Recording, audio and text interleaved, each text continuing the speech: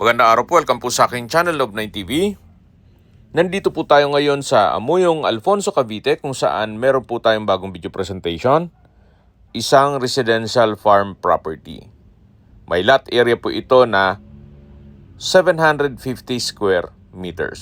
Ito po'y titulado, buhay po ang may-ari, kaya wala po kayong maging problema sa documentation o sa transfer ng title. Meron na rin pong access ng tubig, kuryente at internet provider. Ito po yung nasa mataas na lugar. Ang estimated elevation above sea level ay 1,900 feet more or less.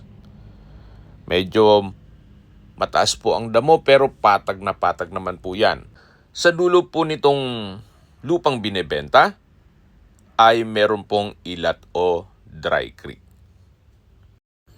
Marami po kayong pwedeng i-project dito. Pwede pong gawing mini farm para sa inyong weekend farming o di kaya'y private resort para maging income generating.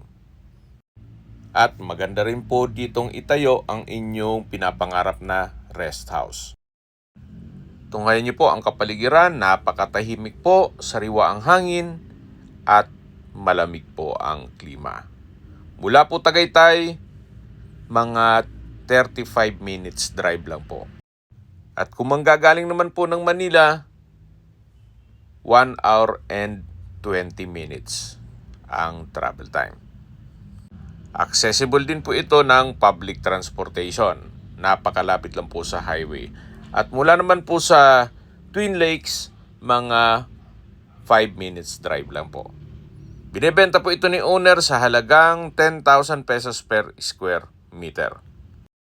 Kung may mga katanungan po kayo, tawag lang po kayo sa aking numero. Maraming salamat po.